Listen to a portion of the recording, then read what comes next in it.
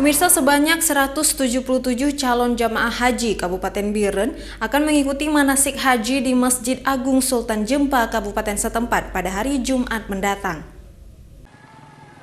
Kakan Kemenak Biren Tengku Muhammad Amin MA mengatakan bimbingan haji selama 6 hari diharapkan semua calon jamaah haji agar mengikuti manasik tersebut.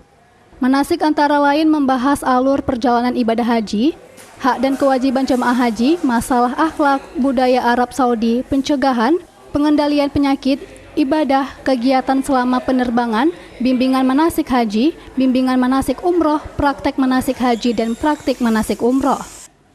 Selain itu, ada pembagian koordinator regu dan koordinator rombongan praktek ibadah haji.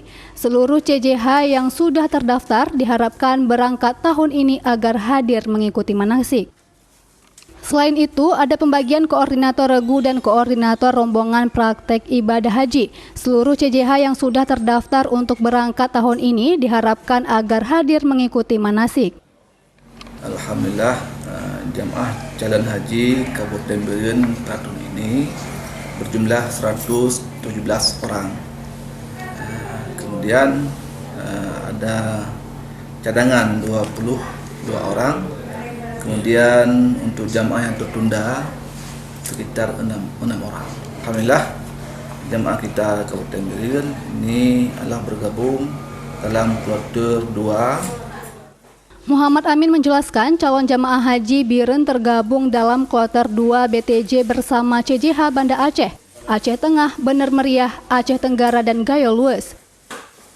Calon jamaah haji akan berangkat dari Biren 14 Juni 2022 dan masuk asrama haji embarkasi Banda Aceh pada Rabu 8 Juni 2022 pukul 8 waktu Indonesia bagian Barat. Jamaah akan terbang ke Madinah hari Kamis 16 Juni 2022 pukul 1:50 waktu Indonesia bagian Barat. Dari total 117 CJH Biren, 42 orang laki-laki, 75 perempuan yang berasal dari berbagai kecamatan di Biren. Muhammad Amin berharap untuk kedepannya calon jamaah haji agar mendaftar dari anak-anak muda, dikarenakan pada tahun ini pemerintah Arab Saudi membatasi calon jamaah haji yang berumur di atas 65 tahun. Dari Kabupaten Biren, Musriadi, iNews melaporkan.